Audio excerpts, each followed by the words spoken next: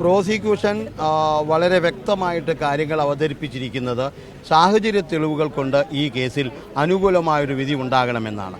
എന്നാൽ ഈ സാഹചര്യ തെളിവുകളാണ് ബഹുമാനപ്പെട്ട സുപ്രീം കോടതി ഗോവിന്ദസ്വാമിയുടെ കേസിൽ പറഞ്ഞിരിക്കുന്നത് 101 തെളിവുകൾ വേണം, എന്നാൽ മാത്രമേ ഒരു പ്രതിയെ തൂക്കിക്കൊല്ലാൻ സാധിക്കുകയുള്ളൂ.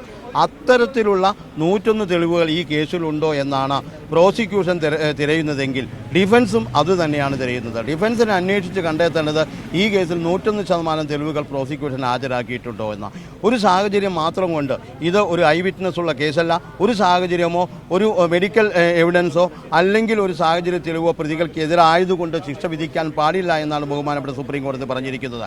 ആ അന്വേഷണം കൃത്യമായിട്ടും വ്യക്തമായിട്ടും ബഹുമാനപ്പെട്ട സുപ്രീം കോടതിയിൽ അവതരിപ്പിക്കാനായിട്ട് ഡിഫൻസിന് സാധിക്കുമെന്നാണ് വിശ്വസിക്കുന്നത്. അപ്പീലിന് അതുമായി ബന്ധപ്പെട്ട നടപടിയിലേക്ക് കടക്കുകയാണോ? തീർച്ചയായിട്ടും അപ്പീലുമായി ബന്ധപ്പെട്ട് പ്രതിയുടെ സഹോദരനുണ്ട്. അതുപോലെ തന്നെ പ്രതിയുടെ കേസ് അപ്പീൽ നടത്താൻ എന്നെ ഏൽപ്പിച്ച 1-2 സംഘടനാ അംഗങ്ങളുണ്ട്. ഒരു ജൂനിയർ അഭിഭാഷകരുണ്ട്. ഇവരെല്ലാവരും ആസാമിൽ നിന്നുള്ളവരാണ്. അവരുടെയും കാര്യങ്ങൾ പരിഗണിച്ചുകൊണ്ട് ഉടൻ തന്നെ ബഹുമാനപ്പെട്ട സുപ്രീം കോടതിയിൽ അപ്പീൽ നൽകുന്നതായിരിക്കും. ഈ സയന്റിഫിക് എവിഡൻസ് ആണല്ലോ പ്രധാനമായിട്ടും കോടതിയിൽ പ്രോസിക്യൂഷൻ ഹാജരാക്കിയത്. അതിനെ കൗണ്ടർ ചെയ്ത് ആ തരത്തിലുള്ള ഒരു പ്രിപ്പറേഷനോട് കൂടിയാണോ സുപ്രീം കോടതിയിലേക്ക്? തീർച്ചയായിട്ടും ബഹുമാനപ്പെട്ട സുപ്രീം കോടതി സയൻറ്റിഫിക് എവിഡൻസ് എന്തൊക്കെയാണ്? പ്രധാനമായിട്ടും സയൻറ്റിഫിക് എവിഡൻസ് എന്ന് പറയുന്നത് ഈ റേപ്പുമായി ബന്ധപ്പെട്ടതാണ്. അത് പ്രതി ചെയ്തിട്ടില്ല എന്നുള്ളത് ഒരു ഭാഗവും. 2, അവിടെ നിന്ന് കിട്ടിയ ചില രേഖകൾ, ആ രേഖകൾ അതുമായി ബന്ധപ്പെട്ടിട്ടുള്ള ഫിംഗർ പ്രിൻസുമാണ്. അപ്പോൾ മറ്റാരോ അവിടെ വന്നു പോയി എന്നും ഈ പറയുന്ന വ്യക്തിയല്ലാതെ മറ്റാരെങ്കിലും ആ പറയുന്ന റൂമിൻ്റെ ഉള്ളിൽ ഉണ്ടായിരുന്നു എന്നുള്ള തെളിവുകൾ അവിടെ കൊണ്ടുവന്നിട്ടും ഈ പറയുന്ന സയൻറ്റിഫിക് എവിഡൻസിലെ ആകെ ഉണ്ടായിരുന്നത് പുറത്ത് കടിച്ചു എന്നുള്ളതും ആ കടിയുമായി ബന്ധപ്പെട്ടിട്ടുള്ള യാതൊരു തെളിവുകളും കോടതിയിൽ പ്രോസിക്യൂഷൻ ഹാജരാക്കാതെയും ഇരിക്കുന്ന സാഹചര്യത്തിൽ തീർച്ചയായിട്ടും ഈ ശാസ്ത്രീയ തെളിവുകൾ അവിടെ പരിഗണിക്കാൻ സാധ്യമല്ല.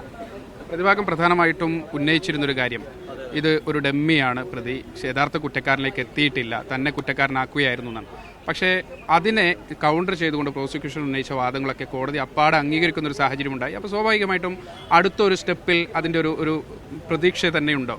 തീർച്ചയായിട്ടും അമീറുൽ ഇസ്ലാം ആണയിട്ട് അതും ഖുറാൻ കൈ സത്യം വെച്ച് പറഞ്ഞിരുന്നത് അനാറുൽ ഇസ്ലാം എന്ന് പറയുന്ന മറ്റൊരു വ്യക്തിയാണ് ഈ പറയുന്ന ഒഫൻസിൻ്റെ പിന്നിലെന്ന്. അത് അന്വേഷിക്കാൻ അന്നത്തെ SP തയ്യാറായില്ല, അന്വേഷണ സംഘം തയ്യാറായില്ല. അതുകൊണ്ട് ആ ഒരു അന്വേഷണം കൂടി നടത്തണമെന്ന് തീർച്ചയായിട്ടും ബഹുമാനപ്പെട്ട സുപ്രീം കോടതിയിൽ ഉന്നയിക്കുന്നതായിരിക്കും.